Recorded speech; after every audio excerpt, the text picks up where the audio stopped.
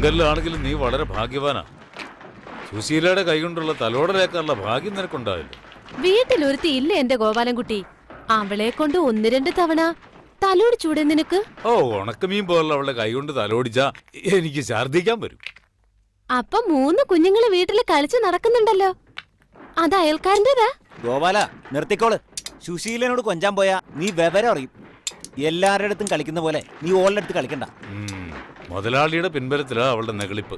എന്നാ ഈ ഒരു കാര്യം ചെയ്, മുതലാളിയോട് പറഞ്ഞു നീ എന്നെ അങ്ങ് ഏറ്റെടുത്തോ.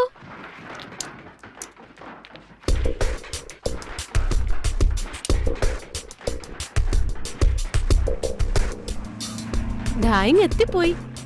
എന്റെ മുമ്പിൽ നിന്നാവുമ്പോ പെട്ടെന്നൊരു തീരുമാനവും ഉണ്ടാക്കാം. അതെ, എന്റെ ലോഡ് നിറഞ്ഞു, ഞാൻ പോട്ടെ.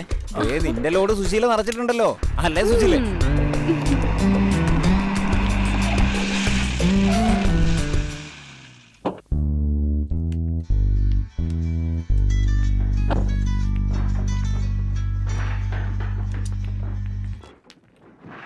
ആ ജോസഫേട്ടാ പറയ്, എത്ര ലോഡ് വേണമെങ്കിൽ ഞാൻ തരില്ലേ?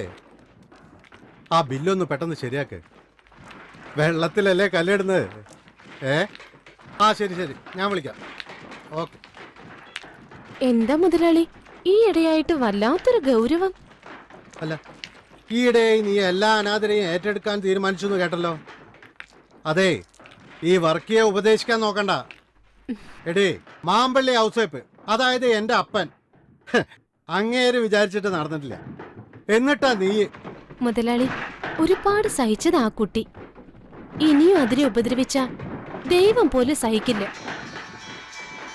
സമയം കളയാതെ നീ നിന്റെ പണി നോക്ക്, എനിക്ക് വേറെ പണിയുണ്ട്. ഹലോ, ആ ചേട്ടാ, തപ്പ വരാം. ഇതാ പപ്പടേ. ഓ ശരി. എന്താ അത്?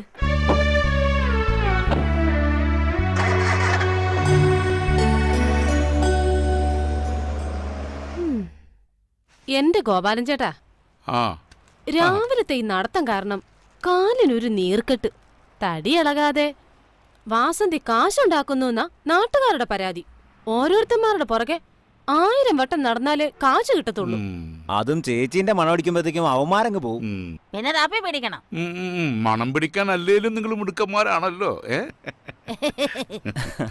ഗോപാലൻ ചേട്ടാ, ബിസിനസ് ഇപ്പൊ മോശ, പണ്ടത്തെ പോലെയല്ല. ആൾക്കാർക്കൊക്കെ ബാങ്ക് വാരി കൊടുക്കല്ലേ, വാസന്തിയുടെ പരിചയമില്ല. എന്തോന്ന് വാസന്തി, ബാങ്ക് എന്ന് പറഞ്ഞാൽ അപേക്ഷിച്ച് കഴിഞ്ഞാൽ തന്നെ ചാവടി യന്ത്രത്തിനല്ലേ പാസ്സാവൂ.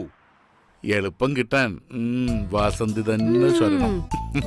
വാങ്ങാൻ വരുമ്പോ തേനെ പാലേന്നൊക്കെ വിളിക്കും. കയ്യെ കെട്ടിയ പിന്നെ മുങ്ങി നടക്കും. ഇവറ്റകളെ തീറ്റിപ്പോറ്റിയ പിന്നെ മിച്ചമൊന്നും ഉണ്ടാവില്ല. ആ ഗോപാലൻ ചേട്ടാ, നിങ്ങളുടെ സ്വന്തക്കാരിയുടെ. ഓ, ഏത് സ്വന്തക്കാരി? അങ്ങനൊരു സ്വന്തക്കാരി? നിങ്ങളൊരു സുന്ദരിയെ പാർപ്പിക്കുന്നില്ലേ, അവള്. ഓ, ആ പൊട്ടിപ്പോട്ടോ, ആർക്കറിയാം. പിന്നെ വാസന്തിക്ക് അറിയില്ലേ ഞാൻ അത്രക്കാരനല്ലാന്ന്? എനിക്കറിയാലോ, അതല്ലേ ചോദിച്ചത്. ആ, അവളൊരു കുളിക്കാത്ത പെണ്ണ. നടക്കട്ടെ നടക്കട്ടെ. എന്റെ പൊന്നെ. എന്റെ വർഗിച്ച, നിങ്ങൾക്ക് വട്ടാണോ? അതേടാ, ഇത്തരം കാര്യത്തില് വർക്കിച്ചന് ഇത്തിരി വട്ടാ. എനിക്കതാ മനസ്സിലാവാത്തത്. സുശീലയോട് ഉടക്കാൻ മാത്രം ഈ പീറപ്പെണ്ണത് എന്ത് കണ്ടിട്ടാ വർഗിച്ച? സുശീല ഒന്നാന്തരം, അതില് സംശയമൊന്നും വേണ്ട എനക്ക്. എന്നാ ഓക്ക് അല്പം മൂപ്പ് കൂടുതലാ. എന്നാലും കുളിക്കത്ത് പോലും ഇല്ലാതെ. പൊട്ട, നല്ല 5 സ്റ്റാർ ഹോട്ടലിൽ നിന്ന് കഴിക്കുന്നതിനെക്കാട്ടും നല്ലത് ചിലപ്പോ തട്ടുകടയിൽ നിന്ന് തിന്നുമ്പോഴാ. എടാ, വെള്ളക്കുപ്പായത്തിൽ ഒരു കറ വീണാൽ എങ്ങനെയാ, അതുപോലെയാ മനസ്സിലൊരു ആശ വീണ അത് തീർക്കാതെ പിന്നെ ഈ വർക്കിച്ചന് ഉറക്കം വരില്ല. അതാ ഈ വർക്കിച്ചൻ. നിനക്ക് മനസ്സിലായോ? അങ്ങനെ ചോദിച്ചാ എന്നാൽ ഈ വർക്കിച്ചന്റെ ഒരു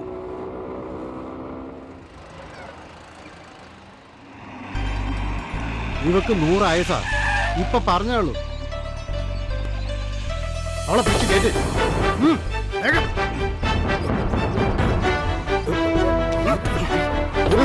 പിടിച്ച് കേട്ട്.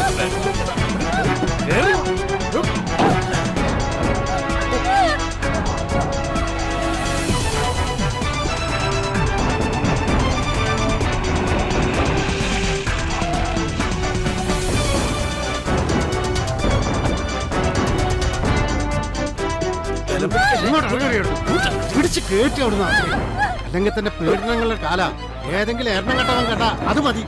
മനുഷ്യനെ തൊഴിലായിട്ട് ഒന്ന് ജീവിക്കാൻ സമ്മതിക്കില്ല. പിടിച്ച് കേട്ടു.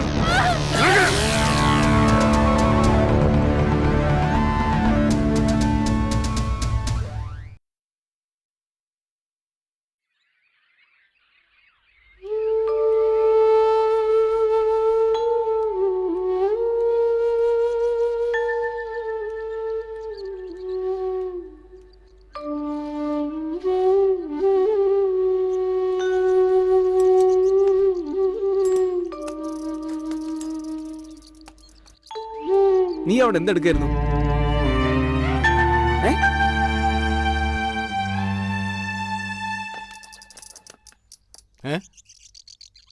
എന്താ കിട്ടാൻ വേണ്ടി വന്നതാ? ഞാൻ ഓടിച്ചു വിട്ടു. എടോ, തന്റെ മുതലാളിയോട് പറഞ്ഞേക്ക് പാവങ്ങളോടുള്ള അക്രമം നിർത്താൻ. എന്ന് എല്ലാവരും അടിച്ചമർത്താന്ന് കരുതണ്ട. ഒരു ദിവസം എല്ലാം കൂടി പലിശ സഹിതം അയാളുടെ തലേ തന്നെ വന്ന് വീഴും.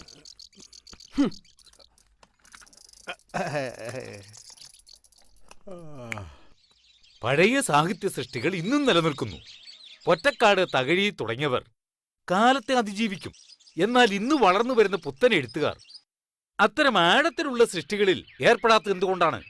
ഇന്ന് പെണ്ണെഴുത്ത് ആണെഴുത്ത് എന്നൊക്കെ പറഞ്ഞ് അർഹതയില്ലാത്ത പലരും വാരികകളിൽ നിലവാരമില്ലാത്ത സൃഷ്ടികൾ എഴുതി പിടിപ്പിക്കുന്നു. അത്തരം സൃഷ്ടികൾ ആയുസ് കുറയുന്നു. അബൂക്ക എന്ത് പറയുന്നു? ഏത് വിത്ത് മുളപ്പിക്കാനാവും, എന്നാൽ പാകമായ മൂപ്പത്തിയ വിത്ത് പാകിയാൽ അതിൽ ഫലം പറിക്കാനാവും. ശരിയല്ലേ സ്നേഹരാജേ?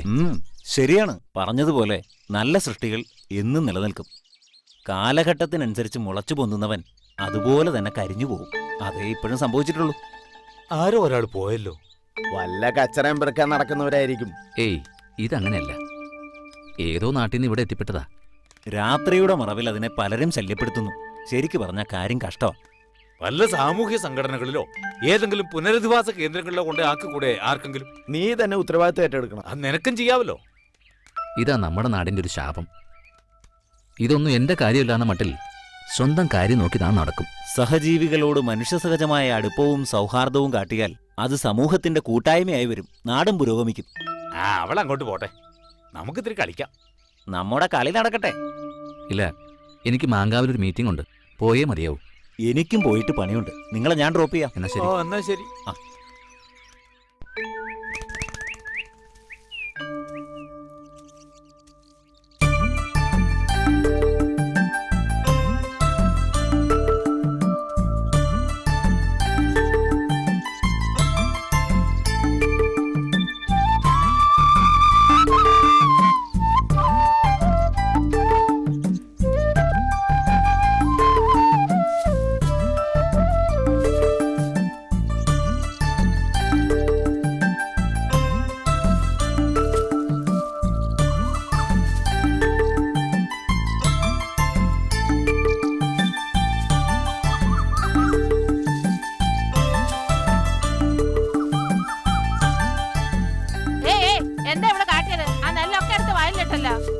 രണ്ടെണ്ണം അങ്ങോട്ട് പൊട്ടിച്ചു കൊടുക്കണം.